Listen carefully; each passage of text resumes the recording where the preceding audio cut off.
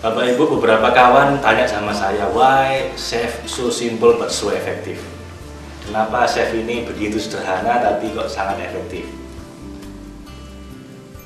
Bagi orang yang tidak pernah belajar psikoterapi atau psikologi ya Bapak Ibu, memang teknik ini kelihatannya sederhana, too good to be true bahkan, atau bahkan terlalu sederhana. Tapi bagi Anda yang mungkin pernah belajar cukup dalam dan cukup lama psikologi atau psikoterapi, Anda akan tahu bahwa sebenarnya di balik teknik ini itu ada berbagai macam teknik yang sebenarnya rumit. Ada 14 macam teknik yang terlibat dalam teknik ini.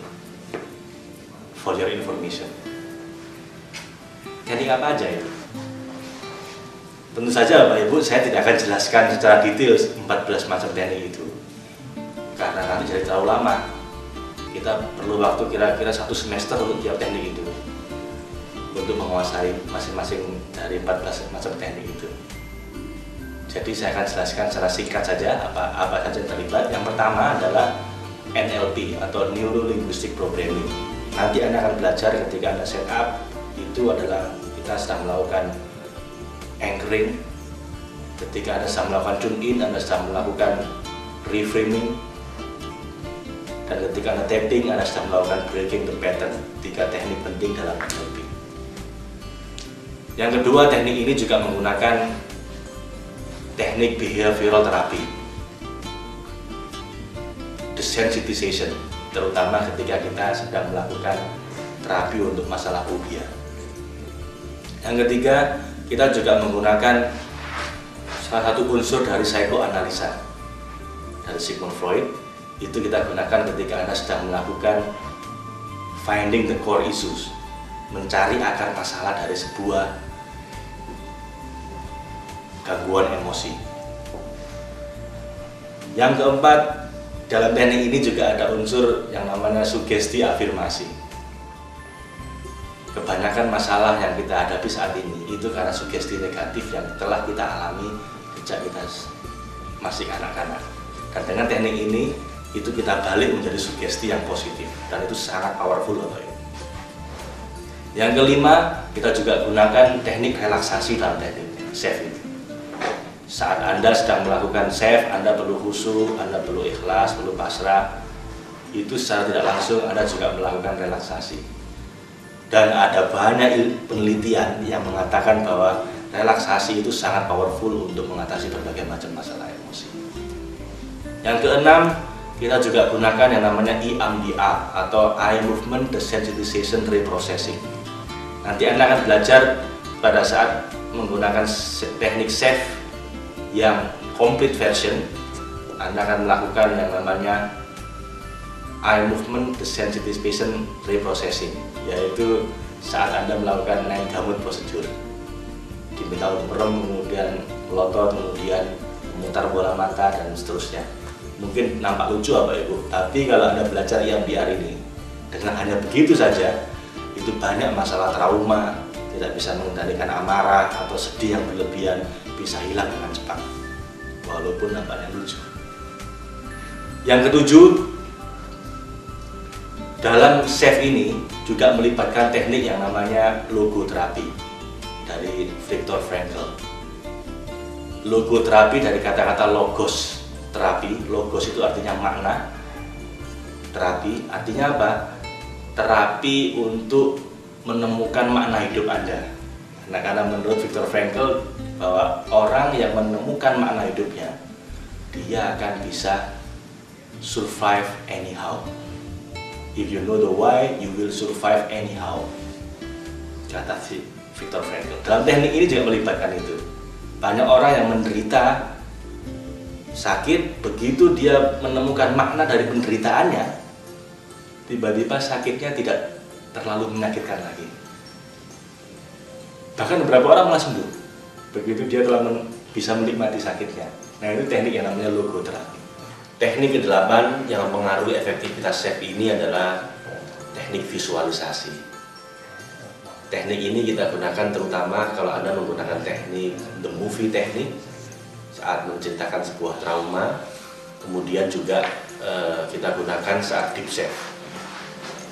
Nah, visualisasi sendiri itu banyak digunakan dalam sport psychology maupun banyak personal development teknik yang lain. Yang kesembilan, Bapak Ibu, kita juga gunakan teknik gestalt terapi. Beberapa orang agak pesimis dengan teknik gestalt ini karena agak kontroversial. Tapi jangan khawatir, di teknik SAFE ini kita gunakan gestalt yang mild, yang ringan.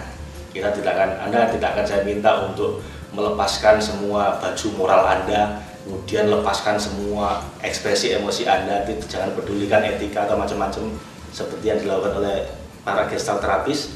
Saya tidak akan melakukan seperti itu. Tapi ya Bapak Ibu, saya akan minta Anda untuk membayangkan peristiwanya sedetail mungkin, kemudian ekspresikan dalam bentuk bayangan Anda.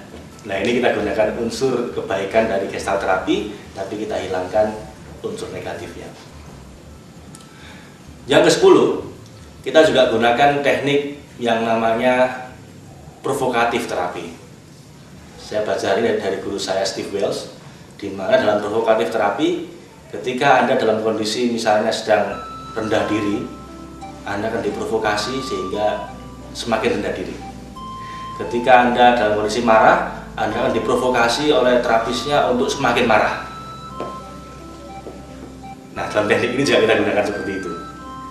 Tapi sekali lagi, tidak sampai dalam kondisi yang sangat ekstrim seperti yang diajarkan oleh guru saya.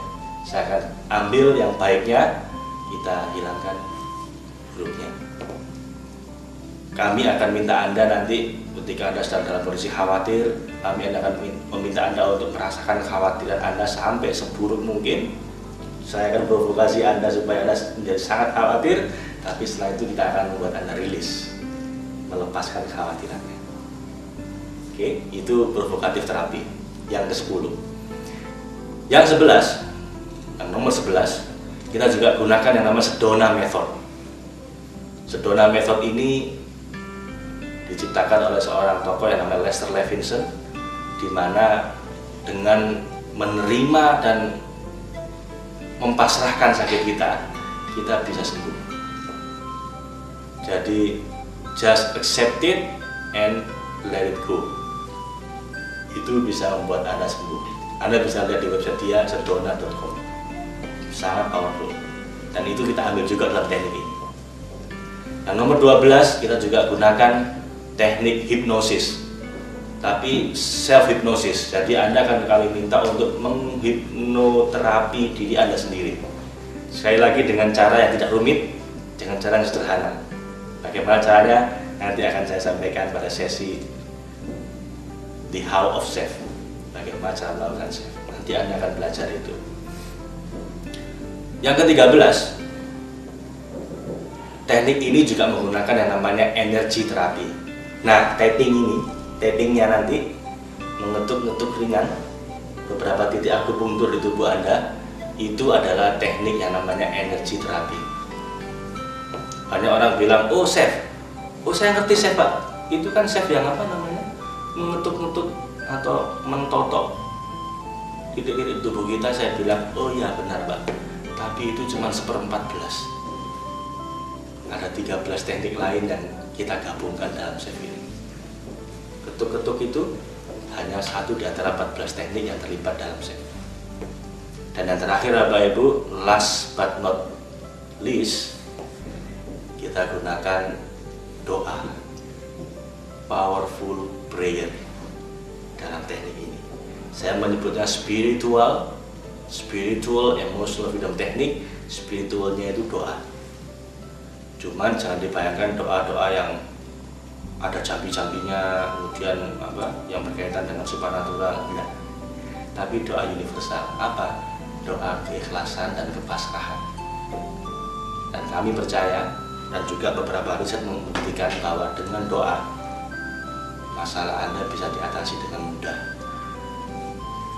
Jadi Bapak Ibu, itu adalah 14 teknik terapi yang tergabung dalam SAFE yang kita ramu sedemikian rupa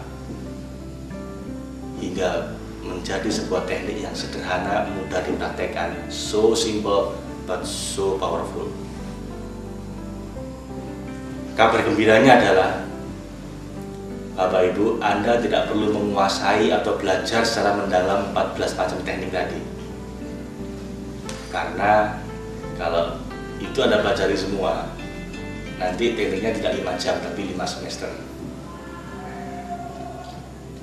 Serahkan kelimitannya pada saya, biarkan saya meramunya untuk Anda sehingga menjadi sebuah teknik yang so simple but so powerful.